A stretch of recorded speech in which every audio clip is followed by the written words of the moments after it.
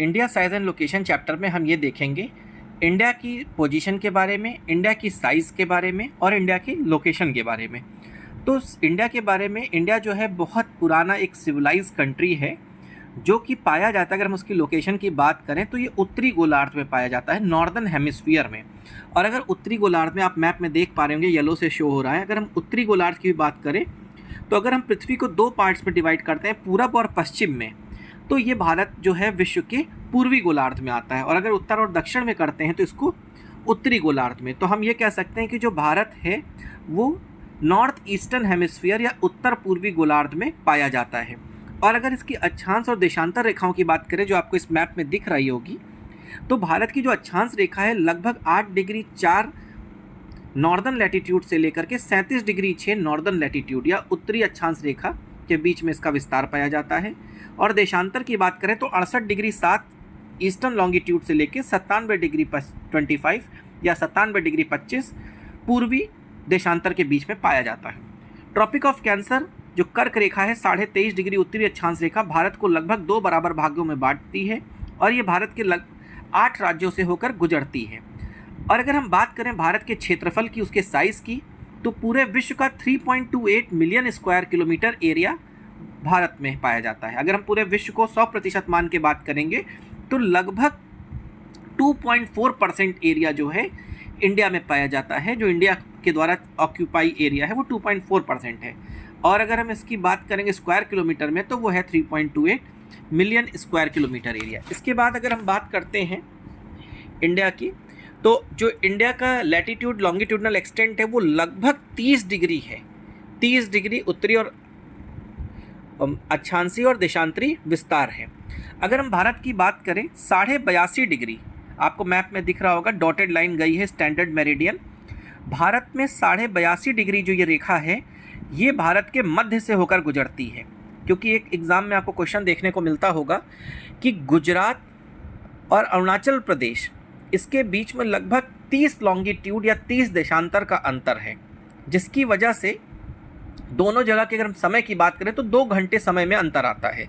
लेकिन समस्या समय को लेकर ना हो, इसी चीज़ को लेकर के क्या किया गया है, 82.5 डिग्री दोनों देशांतरों के बीच में से, 68 डिग्री 7 और 97 डिग्री 25 दोनों के बीच में से लगभग 82.5 डिग्री पूर्वी देशांतर रेखा को भारत का मानक समय लिया गया है, जो कि मिर्ज़ापुर के पास से होकर गुजरती है। और ये रेखा भारत के 5 राज्यों से होकर के गुजरती है, जो कि है उत्तर प्रदेश, मध्य प्रदेश, छत्तीसगढ़, उड़ीसा और आंध्र प्रदेश, आपको मैप में दिख रहा होगा। तो जो 30 देशांतर का अंतर है, एक देशांतर की जो दूरी होती है वो होती है अंतर 4 डिग्री के बराबर, 4 मिनट के बराबर। 30 देशांतर बराबर गुणा करेंगे अगर हम 4 से तो 120 आएगा। 120 का अंतर का मतलब होगा 120 मिनट या 2 घंटे। तो भारत में जो अरुणाचल और गुजरात के बीच का जो समय का अंतर है वो है 2 घंटे का। और इन चीज़ों को दूर करने के लिए भारत का स्थानीय समय लिया गया है 82.5 डिग्री से। अगर हम ग्रीनविच की बात करें तो ग्रीनविच रेखा से भारत का जो है 82.5 डिग्री का जो अंतर आता है वो आता है 5.5 घंटे का। 1 डिग्री का जो डिफरेंस होता है वो 4 मिनट होता है। उस हिसाब से आप 82.5 का कैलकुलेट कर लेंगे तो 5.5 घंटे का ये अंतर आता है। इसके अलावा बात करते हैं भारत की जो पोजीशन है, इसकी जो स्थिति है, इसकी वजह से अगर हम वर्ल्ड मैप में बात करें तो एशिया से, कॉन्टिनेंट के जो बाकी देश हैं, पश्चिमी देश, अफ्रीका और यूरोप से आने वाले देश जो हैं, वहाँ से आने वाले जो जहाज़ हैं भारत में हिंद महासागर होकर के बहुत आसानी से पहुँच सकते हैं। आपने सुन रखा होगा वास्को डिगामा के बारे में, जो उत्तमाशा अंतरीप या दक्षिण अफ्रीका का चक्कर लगाकर भारत आया था। ये अफ्रीका आपको मैप में दिख रहा होगा, यूरोप ब्लू कलर का, वहाँ से निकल के अफ्रीका के नीचे होते हुए वो इंडिया पहुँचा था। लेकिन जब से स्वेज नहर का निर्माण हो गया है, आपको दिख रही होगी यूरोप और जो ब्राउन कलर का एरिया है अफ्रीका का, ये जो स्वेज नहर है ये भूमध्य सागर और लाल सागर को जोड़ती है। और इसके बन जाने के बाद से भारत में आने वाले जहाज़ों की दूरी जो है उसमें बहुत कमी आई है, उस डिस्टेंस में, उस दूरी में बहुत ज़्यादा कमी आई है। तो भारत का अपना एक स्थानीय महत्व है। इसके अलावा अगर हम बात करते हैं भारत की, तो भारत की जो उत्तर दक्षिण और पूरब पश्चिम लंबाई है, अगर आप इसमें देखिए मैप में, तो उत्तर दक्षिण जो इसकी दूरी है वो है 3214 किलोमीटर और पूरब पश्चिम जो है वो है 2933 किलोमीटर। ठीक है, ये भारत की उत्तर, दक्षिण और पूर्व पश्चिम लंबाई है। इसके अलावा अगर हम बात करें भारत की स्थलीय सीमा की, तो स्थलीय सीमा पाकिस्तान, अफगानिस्तान होते हुए, चाइना होते हुए जो भारत की स्थलीय सीमा म्यांमार, बांग्लादेश तक जा रही है, इसकी कुल दूरी है 15,200 किलोमीटर। और अगर हम बात करें भारत के दक्षिणी सीमा की, जो हमारी समुद्री सीमा है, जो गुजरात से लेकर के आपका पश्चिम बंगाल तक टच करती है, जिसमें लक्षद्वीप और अरुणाचल प्रदेश, लक्षद्वीप और माफ़ कीजिएगा आपका अंडमान निकोबार भी आ जाता है, ये इसकी टोटल दूरी है 7,516.6 किलोमीटर। लेकिन अगर हम बात करें लक्षद्वीप और अंडमान निकोबार को हटा के भारत के मुख्य भूमि की, तो इसमें आ जाता है आपका 6100 किलोमीटर। और एक क्वेश्चन जो आपके परीक्षा में कई बार आता है, भारत का दक्षिणतम बिंदु कौन सा है। अब क्वेश्चन पे ध्यान दीजिएगा, अगर पूछता है भारत की मुख्य भूमि का दक्षिणतम बिंदु, तो मुख्य भूमि जो आपको मैप में दिख रहा होगा, जो भारत का बड़ा सा हिस्सा है, तो उसका दक्षिणतम बिंदु होगा कन्याकुमारी। लेकिन अगर पूछेगा भारत का दक्षिणतम बिंदु, तो आपको डॉटेड दिख रहा होगा अंडमान निकोबार, जो कि 6 डिग्री 4 मिनट तक गया है।